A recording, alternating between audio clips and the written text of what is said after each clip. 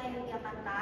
Di sini kami beranggotakan dari saya sendiri, Fadila Adifik Sidik dengan NIM 93. Saya Dewi Lestari dengan NIM 66. Saya Tansi Gavi dengan NIM 92. Saya Ines Fadat Rahma dengan NIM 88. Saya Saskia Fitria Salsabila dengan NIM 68. Saya Maidun Fadila dengan NIM 86. Dan saya Laura Alvin Hamzah dengan NIM 57. Baik, memasuki presentasi yang pertama yaitu latar belakang masalah yang akan saya jelaskan di sini. Baik, seperti yang kita ketahui, PMI Kota Yogyakarta merupakan organisasi kemanusiaan yang memiliki peran strategis dalam pelayanan publik, mulai dari kebencanaan, pelayanan kesehatan, serta pelayanan rutin seperti unit donor darah. Dalam menjalankan fungsi tersebut, kepercayaan publik menjadi kunci utama untuk keberlanjutan program dan partisipasi masyarakat. Dalam konteks inilah peran PR menjadi sangat penting, tidak hanya sebagai media penyampaian informasi, tetapi juga sebagai penjembatan antara kita dengan publik serta penjembatan dengan stakeholder.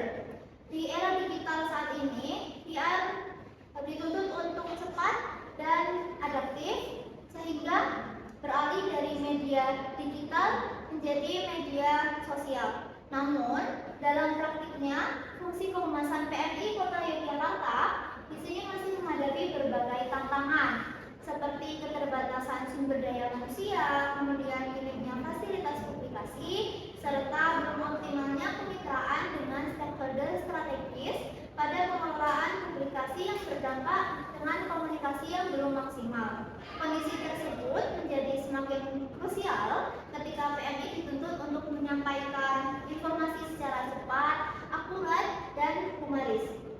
Tanpa strategi PR yang kuat, persepsi publik, partisipasi masyarakat, dan efektivitas program kemanusiaan dapat terpengaruh. Oleh karena itu, penelitian ini berfokus pada evaluasi strategi PR PMI Kota Yogyakarta dalam membangun citra kelembagaan, kemudian pengelolaan publikasi, serta menjalin hubungan dengan stakeholder, sekaligus merumuskan rekomendasi penguatan strategi komunikasi yang kontekstual dan berkelanjutan.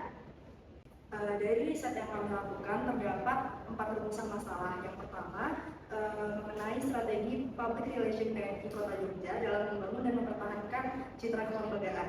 Yang kedua, ada keterbatasan sumber daya manusia dan peralatan kehumasan mempengaruhi pelaksanaan dan publikasi dan komunikasi dari PMI itu sendiri. Kemudian yang ketiga ada peran public relation PMI dalam membangun dan mengelola sinergi kemitraan dan stakeholder. Kemudian yang terakhir itu ada strategi penguatan public relation yang dapat dirumuskan untuk meningkatkan efektivitas publikasi, citra lembaga, dan hubungan stakeholder PMI Kota Jogja. Jadi dari rumusan masalah dan latar belakang tadi, PMI menyimpulkan kalau mereka mempunyai 3 masalah utama, yaitu yang pertama yang terbatas sehingga jumlah produk publikasi masih kurang. Kemudian ada peralatan yang di bagian kehumasan juga terbatas. Kemudian yang terakhir membangun sinergi kemitraan juga masih terbatas. Sehingga kami memiliki tujuan, yaitu yang pertama menganalisis strategi public relation PMI Kota Yogyakarta dalam membangun dan mempertahankan citra kelembagaan di mata publik. Yang kedua, ada mengidentifikasi dan menganalisis dampak keterbatasan sumber daya manusia. Yang ketiga, ada menganalisis peran public relation PMI di Kota Yogyakarta dalam membangun, mengelola, dan memperkuat sinergi kemitraan dengan berbagai stakeholder. Kemudian yang terakhir ada merumuskan strategi penguatan fungsi public relation PMI guna meningkatkan efektivitas publikasi, citra kelembagaan, serta kualitas hubungan dengan stakeholder. Oke, di sini aku akan menjelaskan mengenai manfaat penelitian. Manfaat penelitian itu dibagi menjadi 2, yaitu manfaat teoritis dan manfaat praktis. Yang pertama ada manfaat teoritis, yaitu memperkaya kajian strategi PR dalam organisasi kemanusiaan. Lalu selanjutnya ada mengembangkan konsep community based on public relation. Dan yang ketiga ada model pengelolaan PR di tengah keterbatasan sumber daya. Lalu selanjutnya ada manfaat praktis. Yang pertama itu bagi PMI Kota Yogyakarta, yaitu menjadi dasar evaluasi dan rekomendasi strategis untuk memperkuat fungsi PR, meningkatkan publikasi, kemitraan, dan citra lembaga. Lalu yang kedua itu ada bagi masyarakat, relawan, dan stakeholder, yaitu mendorong keterlibatan publik, kesadaran sosial, partisipasi relawan, serta sinergi dengan komunitas, kampus, media, dan dunia usaha. Oke, di sini saya akan menjelaskan mengenai pinjaman pustaka, di mana kalau penelitian terdahulu itu mereka umumnya membahas mengenai strategi komunikasi, kampanye donor darah, terus upaya membangun kepercayaan publik.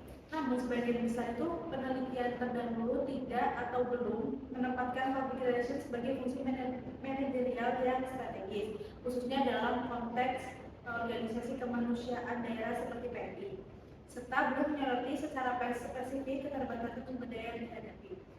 Dengan itu, celah penelitian yang pertama ada fokus penelitian yang masih bersifat umum dan sektoral. Yang kedua, PR belum dikaji sebagai fungsi strategis dan manajerial.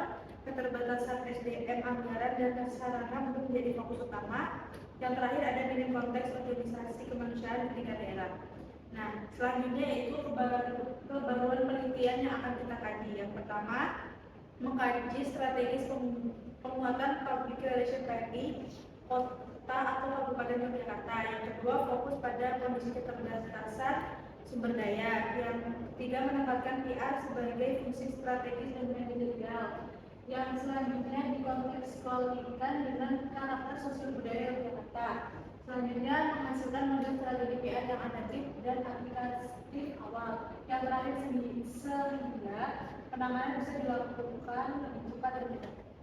Oke, di sini untuk metode penelitian yang kami gunakan yaitu dengan menggunakan pendekatan metode kualitatif yang fokus pada metode studi kasus, yang dimana di sini kita tentu fokus pada mengkaji strategi penguatan public relation PMI Kota Yogyakarta.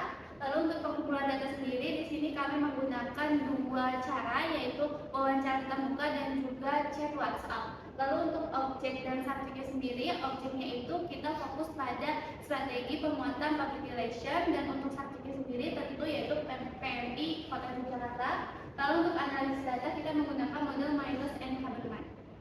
Kemudian untuk lokasi riset kita ada di Palang Merah Kota Yogyakarta di Jalan Tegalutu nomor 25 dengan Kota Gede Yogyakarta, yang dimulai pada tanggal 8 Desember 2025 dengan tahap awal pertemuan dan penjajakan dengan pihak PMI. Kemudian ada jadwal penelitian di mana dimulai pada 8 Desember, di mana itu diadakannya pertemuan awal sekaligus diskusi terkait permasalahan humas yang ada di PMI. Kemudian ada di tanggal 15 Desember, yang mana kita berdiskusi kelompok terkait rekomendasi campaign untuk mengatasi persoalan humas yang ada di PMI Kota Jogja. Kemudian yang terakhir itu ada di tanggal 20 Januari, adanya kegiatan pemaparan rekomendasi campaign kepada klien, yang mana itu adalah pihak PMI Kota Jogja itu sendiri. Baik, selanjutnya ada mengenai rekomendasi program, di mana ada dua poin. Yang pertama mengenai program PMI Muda Kreatif dan program PMI Partnership Hub. Yang di program PMI Muda Kreatif itu terbagi menjadi 4 poin. Yang pertama mengenai open recruitment relawan untuk mengenai konten, fotografi, videografi, desain, admin, medsos, dan penulis. Selanjutnya mengenai pelatihan singkat kehumasan dan komunikasi kemanusiaan. Yang ketiga ada sistem kerja berbasis mingguan seperti part-time. Dan selanjutnya ada output, konten rutin, liputan kegiatan PMI, kampanye digital. Selanjutnya di program PMI Partnership Hub ada 3 poin. Yang pertama, forum temu mitra, penandatanganan kerjasama dalam komunikasi, program kolaborasi mengenai donor darah bersama. Baik, selanjutnya di sini ada rekomendasi program yang terbagi menjadi 3 poin. Yang pertama ada workshop kehumasan, yang dimana workshop ini menjadi tahap awal kampanye yang berfokus dalam peningkatan kapasitas relawan muda. Materinya mencakup tentang promosi bagaimana workshop yang akan disebarluaskan dari PMI ke masyarakat. Yang kedua adalah kampanye digital yang berisi pelaksanaannya oleh relawan yang telah mengikuti workshop, sehingga fokus pada publikasi kegiatan PMI itu sendiri. Yang terakhir di sini ada Pameran ini sendiri menampilkan hasil karya kampanye digital, dokumentasi kegiatan PMI, serta cerita dampak kemanusiaan dalam bentuk foto, video, dan visual kreatif. Pemeranan ini dilaksanakan secara luring dengan mengundang mitra kampus, media, komunitas, dan sponsor. Oke, di sini aku mau memaparkan anggaran biaya untuk program kampanye yang sudah dijelaskan oleh rekan saya tadi. Nah, yang pertama itu ada program PMI Muda Kreatif, rinciannya itu konsumsi relawan dan materi yang akan membutuhkan biaya sekitar 30 juta untuk per tahunnya. Kalau yang kedua itu ada workshop perumahan, rinciannya itu konsumsi materi dan sertifikat, kira-kira akan membutuhkan biaya sekitar 1,5 juta atau 1.500.000. Lalu yang ketiga ada program kampanye digital, rinciannya itu desain, pakai data, dan promosi. Nah, biayanya itu sekitar 60 juta per tahun. Lalu yang terakhir itu ada program pameran mini, rinciannya ada cetak foto, banner, dan display yang akan membutuhkan biaya sekitar 3 juta. Untuk kesimpulan dari hasil riset kami, berdasarkan hasil pemaparan rekomendasi program kampanye kami kepada pihak PMI Kota Yogyakarta, terdapat beberapa masukan dari PMI Kota Yogyakarta, yaitu yang pertama, di bagian perusahaan disarankan untuk ditambahkan penjelasan terkait unit layanan PMI, khususnya klinik dan juga apotek. Lalu yang kedua, disarankan untuk mencantumkan UU Nomor 1 Tahun 2018 Pasal 22 pada bagian yang membahas peran perusahaan PMI sebagai dasar hukum pendukung. Lalu yang terakhir, di bagian anggaran program, di situ juga PMI menyarankan kembali untuk diperbaiki karena masih belum sesuai dengan kebutuhan dan kondisi aktual PMI Kota Yogyakarta. Mungkin sekian dari kelompok kami. Wassalamualaikum warahmatullahi wabarakatuh.